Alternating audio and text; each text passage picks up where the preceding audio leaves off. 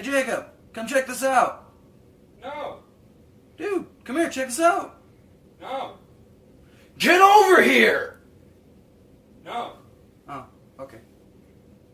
Fuck you. What? I said fuck you! Oh, really? Fatality.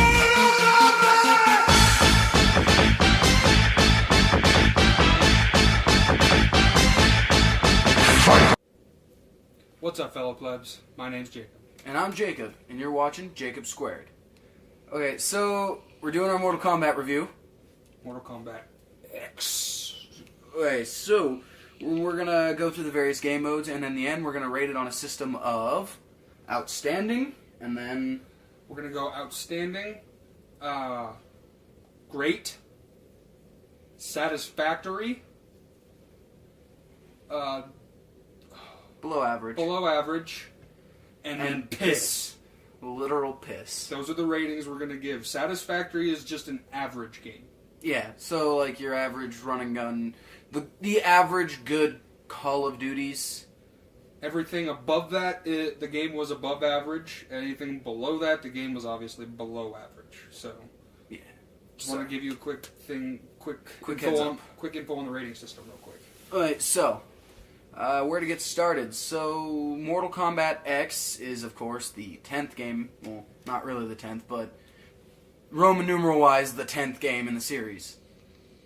It's a really good game from what we've seen so far. It's very fast-paced. It almost plays a little like Injustice.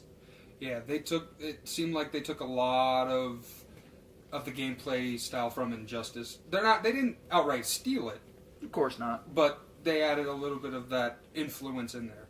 Because there's, environment attacks. You can grab tree branches and hit people with them. You can jump off of rocks. You can swing off a tree branch. There's... Shoving a boss's head into a fucking water. Yeah, you can... I've been do it a couple times. Anyway, so we'll start with the story mode. Okay, so story mode.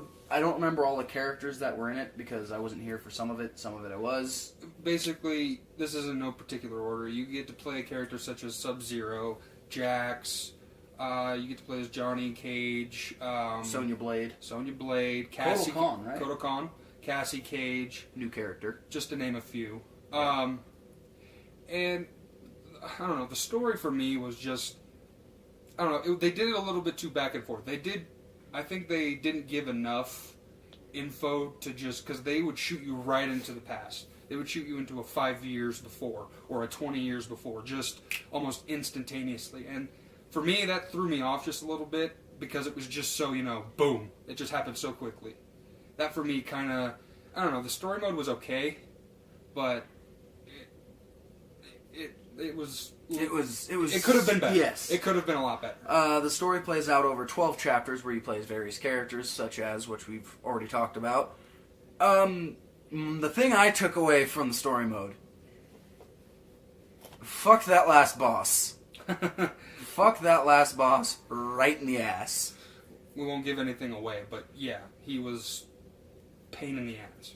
Beware the flaming pelvic thrust. That's all I can say. Spam Kazam. Jeez. Okay, Then you have your normal fighting, just your normal arcade style fighting. Of course, player versus player, player versus computer, online player versus player. You got your various ways to get your Mortal Kombat fix. Something I feel we should talk about. Let's talk about the roster a little bit. Give them the characters that are new to the series. The ones I can think of off the top of my head, Kotal Kahn is new. Yes. Cassie Cage is new. Devora, Jackie Briggs. Yep. Ferrator. Yeah, Ferrator is new. Aaron Black. Yes, Aaron Black is a new one. Oh, let's see. Is Tenchi new? Tenchi was the guy with the bow staff, right? No, I believe Tenchi was the blind man. No, Kenshi. No, Kenshi's not new. Kenshi's not new, okay. I apologize. We have Takeda. He's new. And the guy whose name I can never remember with the staff bow. Anybody know his name? I don't know. We'll have Eddie put it somewhere, because we'll look it up after, but we'll have him put it somewhere on the screen. And, yeah, I thought the new cast was pretty decent. I thought they had a good range of characters. Some of them are stress-worthy to play as and against. Things we should talk about were the 4 new characters that are human, which would be, again, Cassie Cage, Jackie Briggs, Takeda, and no name. This guy. So Cassie Cage is the daughter of Sonya Blade and Johnny Cage. A little interesting. She's got a really interesting personality. Just like her dad. Not my favorite character. Anyway. Jackie Briggs is the daughter of Jax. I don't know who her mother is. Nobody knows. She's a non-combatant, I believe. They said her name in the story mode. Okay. Takeda is the son of the blind telekinetic swordsman Kenshi. So, and by the way, trained by Scorpion. Well, I thought he was trained in the same clan. No, trained by Scorpion, remember? Trained by a Scorpion, okay. And then the other guy is the cousin of Kung Lao, so. But anyway, and then they brought back, of course, all the classic great characters. Just a little older. Scorpion, Sub-Zero, Reptile, Jax, of course. Ermac, Johnny Cage. They brought back a lot of the original cast. A lot of the well-known characters. Mm-hmm. And yeah, honestly, the 1v1, the fighting in general was, I believe, the best part of the game. That is where this game shines. Oh yeah, it really breaks through there, and it shows us what it's capable of.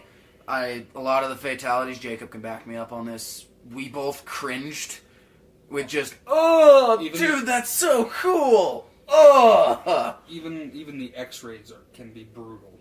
Cassie Cage. Cassie Cage has an especially brutal X-ray.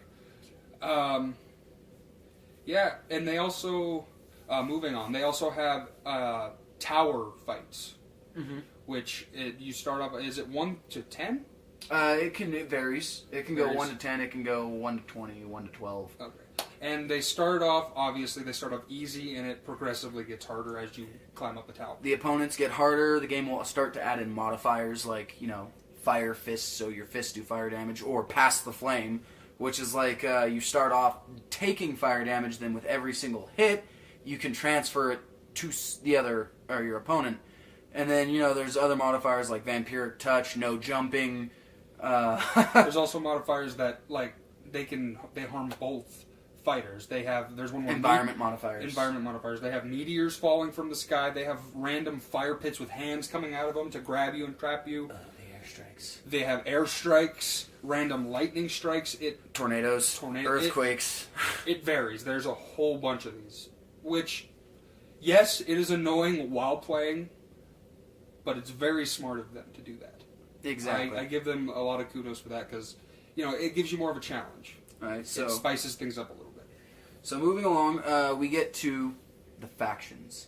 Now, when you start the game, and I mean before you can even do your first fight, and your tutorial, your practice, your story, any of that, the game will boot up and it will ask you to choose a faction. Don't be too concerned, you can change it, but your main 5, which we don't know one of them, I want to say it's NetherRealm.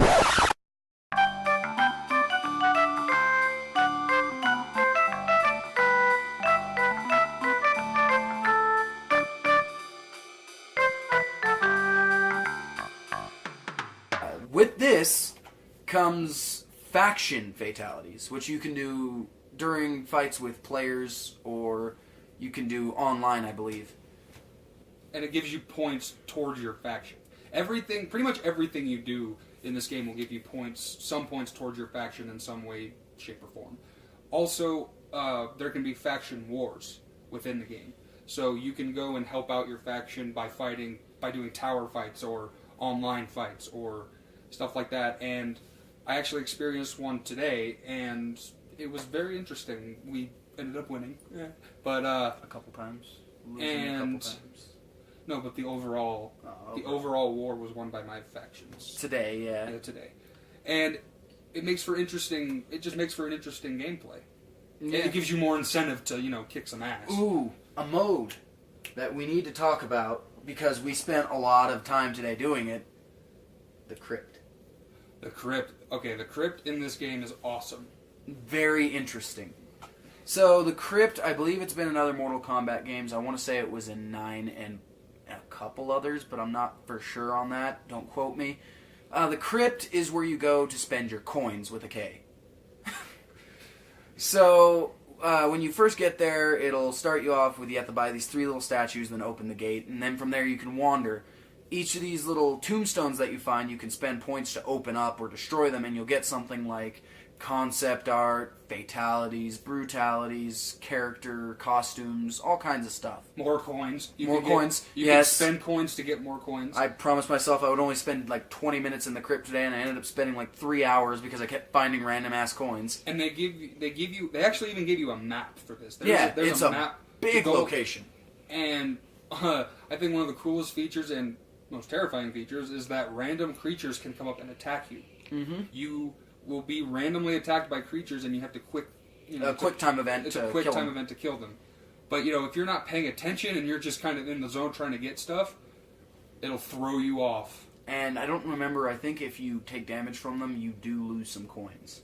Yeah. But that's okay. You can earn anywhere from 500 to 250 off these little creatures by killing them. So, I mean, if you wanted to, which I would not recommend this strategy unless you have absolute patience and you are dedicated to getting everything, you could spend 3 or 4 days playing nothing but crypt and just grinding off those small creatures and finding more coins and killing them off until you've bought everything, but I wouldn't recommend it. And going throughout this map that you have, you find characters' weapons or objects that they have. Just examples, you can find Raiden's staff, Kung Lao's hat, Reptile's claw, Sub-Zero and Scorpion's, Scorpion you can find his spear. Sub-Zero you can find ice and ice ball. Just things like that. And those help you to open up more crypts inside the crypt. There's crypts within the crypt. Cryptception. Anyway, you can use those various items to unlock new paths, to find new stuff to buy, which can lead to you finding 10,000 coins, then using the item, then getting 10,000 coins, then finding something else and getting 5,000 coins, and telling yourself, well, I was only going to spend 20 minutes here, but I've got these coins, so I might as well spend them. And it's a big gamble every time you try to unlock something because you don't know what you're going to get. I mean, you can make an educated guess based off, okay, well, this one's 1,250 coins, so it could be costume or it could be concept art or a fatality. But we tried that strategy a little bit. It wasn't always 100% accurate. Yeah. Sometimes there was a concept art that costed like 300, but then like a brutality that costed 8,000, and then there were concept arts that costed thousands and brutalities that costed hundreds. It's all over the place. It's all over. You'll find yourself probably spending a lot of time. Random chests will appear at random times. It's a really cool thing. So moving along, I think we've covered most everything. Yeah. I think we've covered everything that I can personally think of. And for this game, I think what we're going to start doing is we're going to give 2 separate ratings. Yeah. Jacob will have his rating. I will have my rating. We'll have Eddie put it up right here so you guys can see if he can. So, I personally give this game a above average, or we were calling it a great. Great game, not best game. It does have its flaws. It has its bullshit. Every game does. But I give it a great. Yeah, I'm going to agree with that. I'm also going to give it a great. It's probably one of my favorite Mortal Kombat games I've played. I think it is more than likely the best of this generation's Mortal Kombat games that we'll see. And I'm really excited for the DLC. I'm interested to see what the DLC is. We haven't quite gotten it. We haven't quite gotten it yet.